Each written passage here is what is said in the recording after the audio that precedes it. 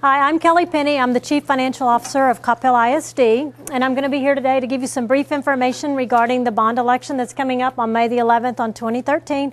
And if you have any questions, if you could please hold them to the end, and we'll be happy to answer any questions you might have. We'd greatly appreciate that. So let's get started. As you know, the Board of Trustees have called a bond election that they want to be held on May the 11th. And I'm going to start and give you some brief information about our bond history from the past. Since 1985, we had these set of elections, and the last election we had in 2009 was $55.9 million. That was basically renovations and campus improvements and maintenance and operation things. And the district hasn't had a bond called a bond election since 1994 to build any schools. So this next bond election that we're looking at will include the development of a new school, and we'll talk about that a little further. And so on these past elections that we've had since 1985, what we're doing is we looked in the last election we had in 2009 of May. We had a very successful passage rate of a little over 81%. And the reason why we think the district has been so successful in the past bond elections is due to of course, our great student success, thanks to great teachers and great kids. We're very fortunate to have successful academics, successful athletics, fine art programs, just all across as the whole. The district does a great job on giving kids opportunities out there. And of course, community support. No one can pass a bond election without community support, and that's great. And then scalable facilities. As we built facilities in the past, we look to try to make sure that those are flexible, that we could add wings or additions as the district grew on certain campuses. And then of course we have a great board. They're very visionary. They like to look out the future, see what's going on not only in the facilities but in the curriculum end too, as you know, with our new learning style that we're implementing here in Coppell ISD. So we've been very successful with our bond elections in the past. So why did the board want to call a bond election in this coming May? And it was basically in response to a committee of 44 members that worked over a period of time following a long-range symposium and facility committee meetings that we had back several months ago, actually over a year ago.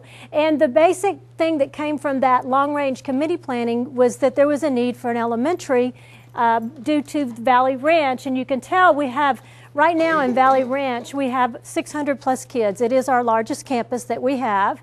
And back in 2008, we had 500. So we've seen a substantial growth in that particular area.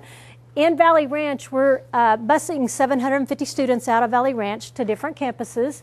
And we have 2011, the board did make some minor redistricting tweaks to the current enrollment paths, and so it was a temporary solution, but unfortunately a lot of the Valley Ranch students don't get the concept of the neighborhood schools that a lot of them do at our other campuses. So when looking at that, they felt there was a need to definitely address that. And then of course, as y'all know, we have North Lake coming up, and that's going to be a major development that we'll have to address as students enter our district from there. And there's also lots of other developments that are going on that I'm not sure you might not be aware of, but we'll kind of go over those too as we go through this process. The Bond Steering Committee, this is the list. This, by the way, this presentation will be on the district's website for anyone to access and look at if they want to see in greater depth detail. But these are a list of the committee members that were on the bond committee, and they consisted of individuals that are in construction, individuals that are in marketing, real estate, financial planning, attorneys, medical. There was a whole vast majority of community members in addition to staff members that served on this committee. And of course, we had two board members on the committee, which was Judy Barbeau and Amy Duncan. And so the committee process, as I had mentioned earlier, began with a district symposium back in the fall of 2011. And from that, there was a subcommittee formed to look at facilities. Whenever they started thinking about the future of the district and the facility needs, that's when they felt there was a need to form a bond committee so that we could look at those facilities and how those might be addressed and if a bond election was needed. And along with that, as you know, the district with just bonds, looking at a school, we also like to take a look at all of our current campuses to see what needs there might be that we can address. And we want to make sure that we meet as many students' needs as possible. And so we took a look at the list of the needs from all the different campus sites visits. Every campus had a visit. with specific committee members and the principal or the assigned person, and they went through every campus and talked, what does your campus need? And so that was shared with the bond committee members. And so the bond committee members came back and reported out to the committee and developed a list of projects that every campus felt was a need. And then they went through, not sure what happened there, and they went through and kind of went through that list, and they made a finalized list to report to the board. So they also, during this process, had members from the curriculum team and the technology team give presentations to show what the technology needs of the districts would be, how curriculum is changing, and how we need to implement those changings into the development of our current campuses and our future elementary site. So from that, the main thing that came from the bond committee was we need a new elementary because of development that's going on the south end of the city.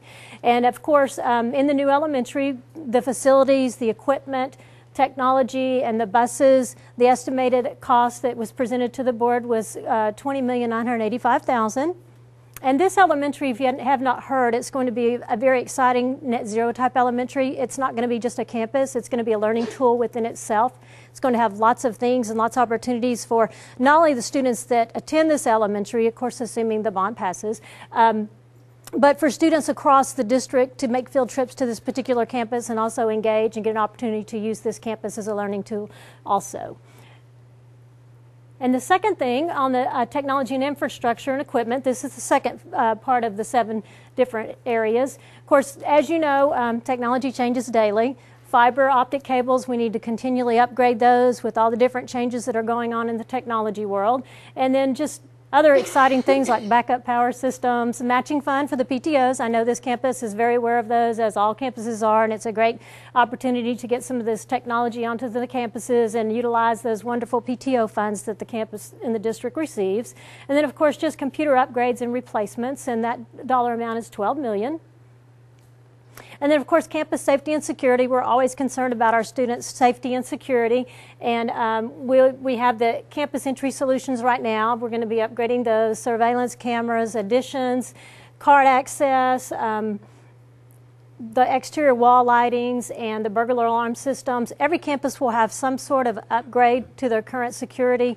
What that is and how it's going to be determined is we're working on that with SHW, because while you want your campus to be secure, you don't want it to be so secure that the parents or the teachers can't get in. So, you want to make sure that student flows through the campus okay, and that you don't have certain barriers and things. So that we'll be working with the architects trying to find the best solution that would work best for the campuses, but yet still make our campuses safe and secure, which we feel they probably are very, very safe and secure right now. But we can, always need to take a second look and make sure that there's not anything we can do to enhance that. And then, as you guys know, we're working on the learning upgrades, renovations for all of our campuses. As we change our learning styles that we're delivering to students, we're going to be looking at flexible learning spaces for more of the student personalized learning. As we know, all students don't learn the same. So we want to look at things that can, for every campus, that can utilize some of this different learning styles, and blended learning labs. And then, of course, adaptable furniture. Now, the typical chairs in a row are kind of backward thinking. We want flexibility. Kids learn differently now. They're very different from whenever we were kids. So we want to try to make sure that we're meeting all those students' needs, and that's $9.2 million. And then, of course, the band, library, and classroom instructional materials and improvements. We have our band instruments, which we did also in the last bond election. This is not just high school instruments. This is middle schools. As you know, we have a great high school program, and that is started by the interest at the middle school level. And then library books and materials. Maintenance equipments and vehicles, and classroom furniture equipment. And I'll touch on this a little bit later, but sometimes these items can be bought with maintenance and operation funds, but since we are a Chapter 41 district, meaning a wealthy district as defined by Texas Education Code Chapter 41, we try to use bond dollars for these type of purchases because they're legally allowable, and we can save those M&O dollars for daily operations where you can't use those when you're in your bond fund. And then we have, of course, the CIS expansion and renovations, which includes the multi-purpose competition, a PE gym, an arena, a dance studio, wrestling, a turf room expansion, and offices for the athletic area, a kitchen and a cafe renovation at the high school, and storage, showers, locker rooms, and laundry for the facility over there, the athletic facilities, and that's a total of $27.1 million. And then we have our campus maintenance projects, mechanical renovations. These are always the most exciting. Carpet, roof, air conditions. Air conditions are very important, I'm sure, in the summertime and even in the fall and the winter. Sometimes you need the AC. Of course, showers, restroom renovations, gym floor, water fountains, energy management. We are very energy efficient as a district, but we're always looking for ways to save those dollars so that we'll have those funds available for our classroom instruction. And then we have infrastructure development, which is the North Lake, the 70 acres in North Lake. Got to have roads to get those kiddos into school, so we're looking at that. That's part of this bond package. And then bleacher and stadium light replacements. As you know, there's been surrounding districts that have had issues with their lights at their stadiums, and so we want to be proactive on that and replace those. And then, of course, we're not experts enough to know how the architect ins and outs, so that includes the architect fees and contingency fees. And this portion is $11.9 million. So to summarize it all up over the categories we've gone through, we anticipate this bond expanding for a 4-year period, and it's going to include the items that I just briefly talked about. And then also from our last bond package back from 2009, we have $6.5 million in savings because we did projects at a lesser cost than estimated. And so those funds will go to defray this cost here. So the total amount the board's asking the community is for $79.5 million. So let's talk briefly about the maintenance and operation versus the debt service. There's 2 tax rates that the school district assesses on values, and it's your maintenance and operation and your debt service. And the maintenance and operation is the things that pay the bulk of our bills, our personnel cost, general daily operation costs, utilities. Those items you want to pay for your maintenance and operations, because on your bond you're paying that back over anywhere from a 6 to a 30-year period. You don't want to pay for salaries for 30 years. You can't legally anyway.